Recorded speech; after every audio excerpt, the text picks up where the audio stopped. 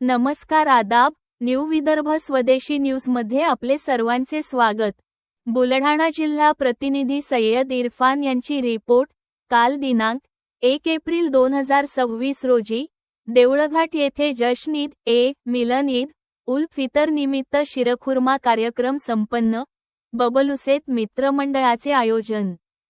बुलढाणा शहरापासून जवळच असलेल्या मुस्लिम बहुल म्हणून ओळखल्या जाणाऱ्या मौजे देवळघाट येथे उर्दू कन्या शाळा आठवडी बाजार या ठिकाणी शिरखुर्मा कार्यक्रमाचे आयोजन करण्यात आले।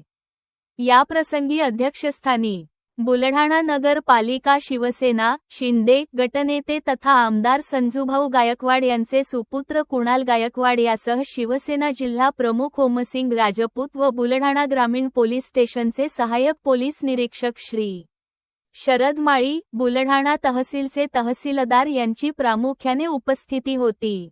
कार्यक्रमाच्या सुरुवातीला उपस्थित सर्व मान्यवरांचे मुफ्ती जुनेद यांचा सत्कार, माजी सैनिक सुभाष देशमुख तर अशफाक अकोला यांचा सत्कार राजू देशमुख यांनी केला।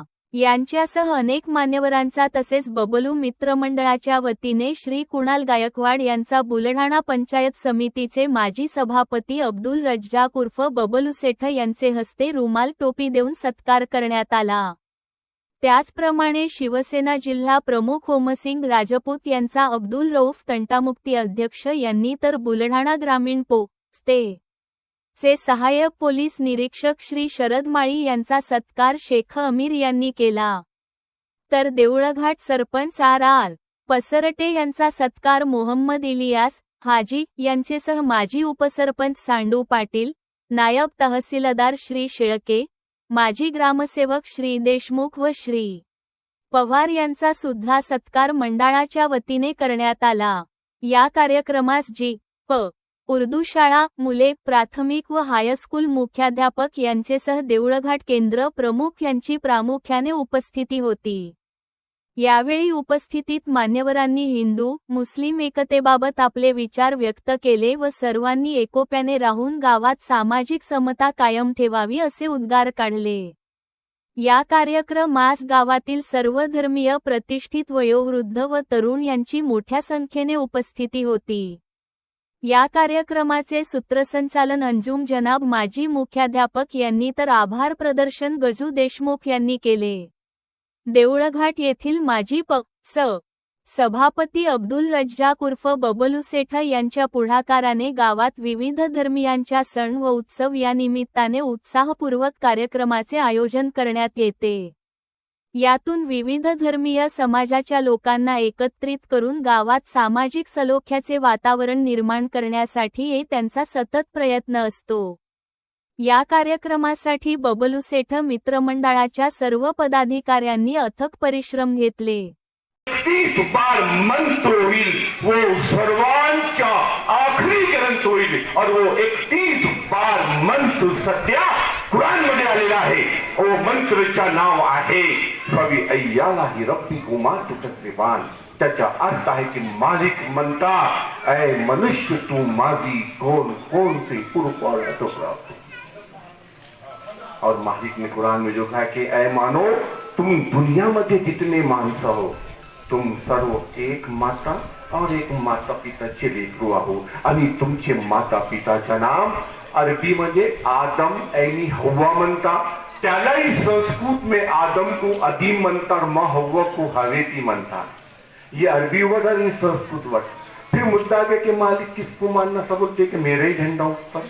जब एक गांव चे 2 प्रधान होणार नाही, एक कॉलेज चे 2 प्रिंसिपल होणार नाही, एक राज्य के 2 सीएम होणार नाही, एक देश के 2 पीएम होणार नाही, तो भगवान मध्ये भांडण झाला होता ना। अरे एक मंत्र आता और एक मंत्र की सिस्टम बिगड़ना होता। आप जो ऑक्सीजन ले रहे और सूरज की रोशनी ले रहे और बारिश का पानी ले रहे, अगर मेरे भगवान की तो बताइए आप क्यों ले रहे हो, और आपके भगवान की बताइए तो फिर मैं क्यों ले रहा हूं। निसर्ग इस चीज को पुकार पुकार के कह रहा है, हमारा बनाने वाला एक है, कोई छोटा नहीं कोई बड़ा नहीं। धर्म तो हमारी जीवन व्यवस्था है। मैं मेरे माँ बाप के साथ कैसा रहूं, मुझे धर्म सिखाता है। मैं मेरे पत्नी के साथ कैसा रहूं, मुझे धर्म सिखाता है। मैं पड़ोस के साथ कैसा रहूं, मुझे धर्म सिखाता है।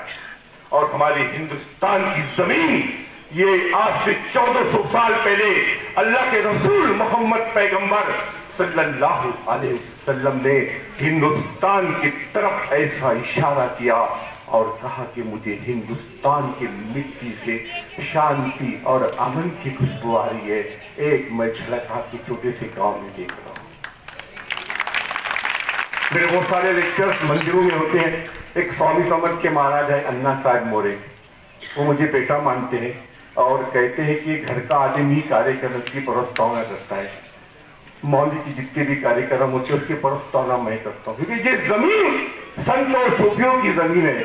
लेकिन माफ करना, हमने कभी आपको अपना भाई नहीं समझा, उसके लिए मैं आप लोगों से माफी चाहता हूँ।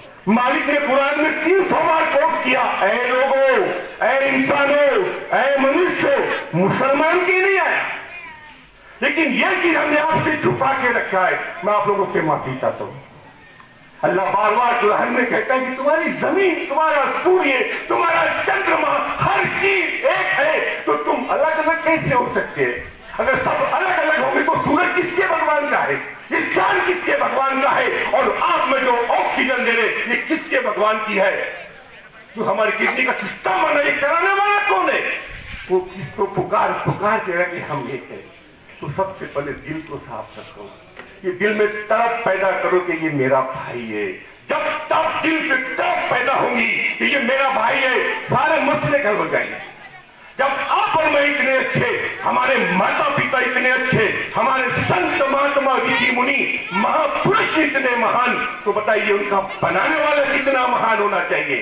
तो 4 श्लोक मध्ये मालिक ने आपला परिचय दिलेला की बिस्मिल्लाहिर्रहमानिर्रहीम, कुल वो अल्लाहु अहद, की सांगा मालिक एक आहे, अल्लाह समद, वो निरपेक्ष है, वो कोने पे निर्भर है, लम यलिद वलम यूलद, न त्याची कोई संतान है, न संतान, वलम यकुल लहू कुफुवन अहद, आणि त्याच्यासारखा दुसरा कोणीच नाही जिने पूर्ण जगत का निर्माण किया।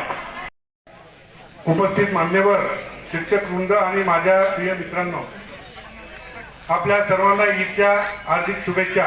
ईद हा केवळ सण नसून तो प्रेम, एकता, क्षमा आणि आनंद याचा संदेश देणारा पवित्र दिवस आहे।